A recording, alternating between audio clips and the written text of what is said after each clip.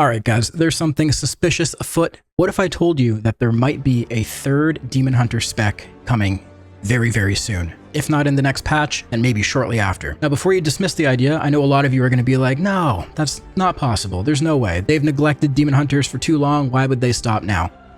You might be right, but give me a few minutes to try to convince you otherwise, then ask yourself again at the end of this video if you think it's possible or not. So the first thing we're going to look at is the new raid, which is called Manaforge Omega, and there is a boss in there that is optional. Now, what does optional mean? If we look at this post, this is directly from Blizzard, talks about the Manaforge Omega raid. It lists all the bosses, so Plexus Sentinel, Lumithar, Soulbinder, Nazrindri, Forgeweaver, Araz, the Soul Hunters, and in brackets, optional encounter. So what does optional mean? We've never seen that before. That has never been a thing in a raid, at least not for a while. Why would it be listed as optional? But that fight is the Soul Hunters. So if we look at what they are 3 Demon Hunters. One looks very Havoc coded, right? One looks Vengeance coded.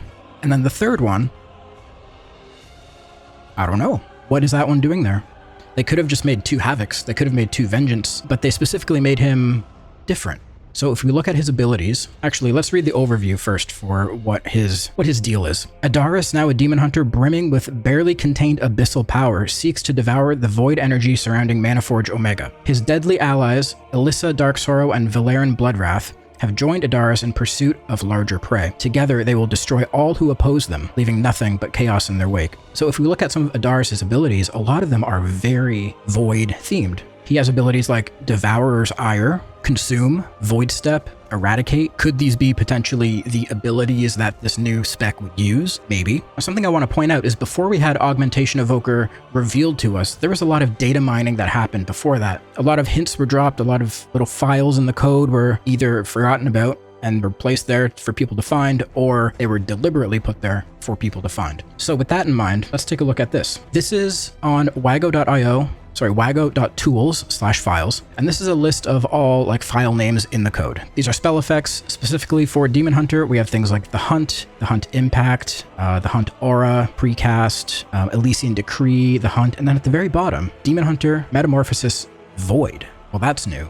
We don't have a Void ability. We don't have a Void meta. Now you might be thinking maybe that's just a boss ability. Maybe it's the meta version that this other boss, Adaris or whatever his name is, uses in the fight. That's a fair assumption, but abilities are labeled differently. Abilities from the raid are labeled like this. They have the name of the raid, Undermine Raid, the name of the boss, and then the ability and the part of the ability. So you can see all the Mugsy abilities here are strictly saying that they're from Mugsy in the Undermine Raid and not from players. This one, on the other hand, is different. It's coded exactly how the other Demon Hunter abilities are coded. Now here's a closer look at it. Interface/icons/INV112 ability, Demon Hunter, Metamorphosis, Void. And just to look at some other classes icons, how they're coded, it's the exact same way. Interface/icons/INV_112_rogue between the eyes. Restoration Druid, Ancient, whatever this is. I don't know. I don't play Druid. So here is what that ability looks like. This is taken right from that website. You can actually look at it directly from the website. If we do this, click on the little eye, and it pulls it up right there. Why is it the same icon image, but just a different color? It seems a little odd to me. So if this is a brand new spec, it's a little odd to me that the icon is the exact same in terms of the art and the design, and the only difference is the color. So I thought at first, when somebody posted this in Discord, I thought for sure somebody just grabbed the original green one, took the hue slider, and turned it into this and sent it trying to troll. But once I saw that it was actually in the files and you can preview it, I was like, oh, okay. Maybe there's something to this. So going back to the idea of an optional boss, why would it be optional? Maybe you can only trigger the fight if you have a Demon Hunter in your raid. Maybe that's why it's optional and you don't need to clear it to continue further. Maybe by completing the encounter, you unlock a certain cosmetic reward that you can use on a Demon Hunter character. Maybe like a meta demon form customization to turn it into a void demon instead of whatever we have now. Maybe it'll be part of a further quest line that we're going through to unlock this third spec of Demon Hunter. Now again, I want you to think back to Augmentation Evoker and all the little traces, all the breadcrumbs that were hidden back then, how we followed them, kind of made our own sort of predictions and speculations, but eventually there was a quest line that we had to go through. Back for Aug, we did have to complete the raid, and then in the 0.5 patch or the 0.7 patch, I can't quite remember, we had further quests to go through, some more story, and then we ended up unlocking augmentation. So maybe this is the same thing. Maybe this is a boss that you'll have to go and kill later after we've started this quest line that we're following, and maybe this is one of the requirements for it. Or maybe you kill it and it starts the quest. Maybe it drops an item that you take and you right click on it, and now you get the quest to potentially unlock the third spec. Now, the one thing that I find weird is even though it's an optional boss in quotation marks, the loot that it drops is very good. So I don't really see any guilds skipping this unless there's some other reason for them to skip it. Maybe it's incredibly hard. Maybe you can only do it so many times. We don't know. We don't know what the deal is going to be, but it drops normal loot. It drops tier shoulders. It drops a warglaive, crit mastery warglaive. So I'm sure every demon hunter is going to want to get in there and get their hands on that. By the way, it looks like this. Really freaking cool. And there's a neck here. We all know that necks were really hard to come by in the last tier, so it might be the same case here where, you know, this is a really good neck and people are going to want it. We have a leather chest. We have a trinket for tanking. We have a trinket for DPSing. And of course, we have a very rare bonus loot item, which is the Interloper's Reinforced Sandals. So verse mastery, and the on equip effect is the powers of your Reishi wraps are triggered 50% more frequently. We don't know too much about that system yet, but if you don't know, the Reishi wraps are going to be the artifact cloak that everyone gets when we go into the new season, into the new storyline of Koresh, and it's going to evolve with you as you, I guess, progress through the campaign, or you make it stronger.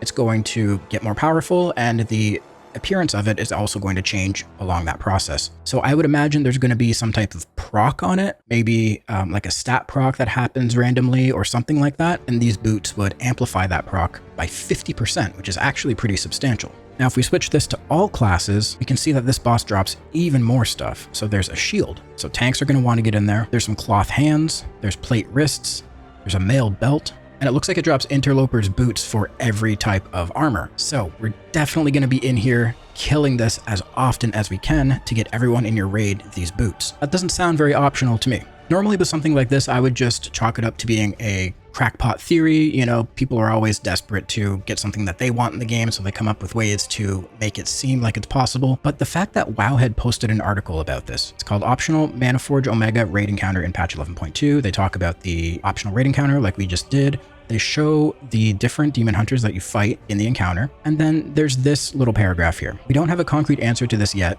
as the achievement is merely placeholder, though there may be something to the fact that there are only 7 requirements instead of 8. It's still too early to tell, but the fact that Blizzard has made a point of calling the council an optional encounter sparks a lot of interest, only compounded by the tease of a new void-themed demon hunter specialization. And again, down here, they go over Adaris's abilities. We got Devourer's Ire, Consume, Void Step, Hungering Slash, and Encroaching Oblivion. It says the idea that players could also learn to use these abilities within a third demon hunter specialization is extremely enticing. Now, there's another article called Could Void-Themed Demon Hunters Be the New WoW Specialization? In the reveal video for 11.2 Ghosts of Koresh, Blizzard teased a Demon Hunter council fight, and they might have teased a new Demon Hunter spec with it. While sharing information about the upcoming raid, Manaforge Omega, lead encounter designer Drew D'Souza described some of the various bosses we'll be fighting in the ethereal-themed raid, including a mysterious council of demon hunters who have found their way onto Koresh. In the preview shot, we can see 3 demon hunters.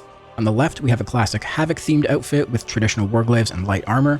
On the right, we have a Vengeance-looking outfit with the curved back warglaives and bulkier armor. But what spec is the one in the middle exactly? It's a great question. It's very different.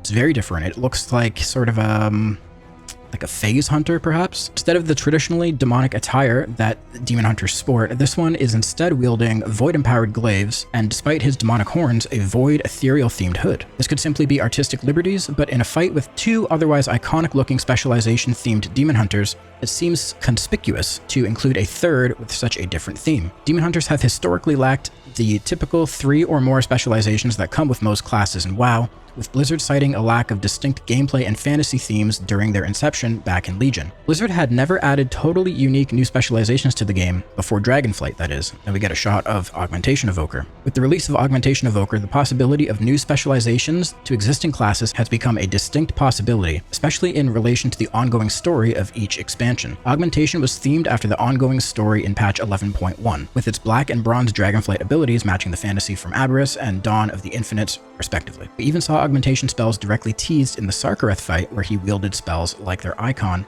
and controversially, Ebon Might. So that's why I was pointing out the abilities from that council fight that we're going to have in Manaforge Omega. Maybe those are teasers to what the abilities are going to be for this third spec. Now, heading into Midnight, WoW finds itself with a distinct lack of Void-themed specializations to play into that fantasy. While Shadow Priests cover the basis for a ranged caster, the Void lacks an equivalent melee fantasy like what Paladins offer for the Light. Many people have theorized that we would get a Void-themed melee class in Midnight as a result. But what if we get Void-themed specializations instead? And here's a picture of Illidan with some purple runes and a purple warglaive. The caption is, Illidan is already prepared for this. Void visuals would certainly offer a unique fantasy to differentiate from Havoc and Vengeance, and Insanity-style mechanics would offer a similarly unique gameplay flow to achieve what Blizzard once lacked during Legion. With such an expansion of class themes, we could see an expansion of Demon Hunters into more races like Void Elves, who already have the needed animations thanks to their shared rig. More race options has been a long-desired option for classes like Demon Hunters, and perhaps an expansion into themes beyond Fel will allow Blizzard to showcase more races in the Illidari as well.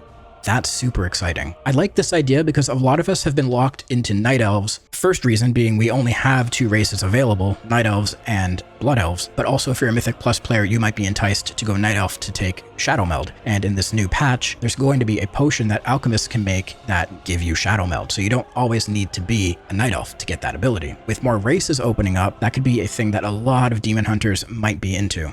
And the final paragraph, what do you think of the idea of a third Void-themed Demon Hunter specialization? Do you think this boss fight is a tease for the next expansion, or just artistic liberties for engaging encounter design? Let us know. And yeah, let me know what you guys think down in the comments. I think it would be the biggest tease if we had all this speculation, and then it ended up being absolutely nothing. That would upset so many people. So I think at this point, there has to be something to this. There has to be either a cosmetic appearance that comes from it, a new specialization, maybe a new hero talent tree at the very least. I would be a little scared to add another spec, to be honest, and it depends how it would function. If it was a ranged spec, I think a lot of people would jump ship from Havoc and just go ranged, and it might do a lot of damage to Havoc as a spec. You also have to think that when you add a new spec to a class, that's going to shift hero talents a little bit. Right now, because we only have two specs, both specs share hero talents. They both have Eldrazi Reaver and Felsguard. Now we add another one into the mix, that now brings us another hero talent that we have to figure out where it's going to go. So I would imagine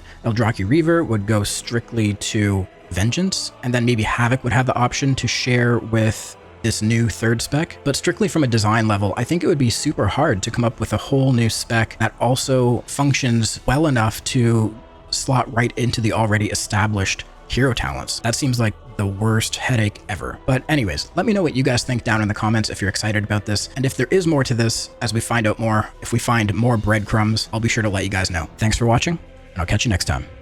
Peace.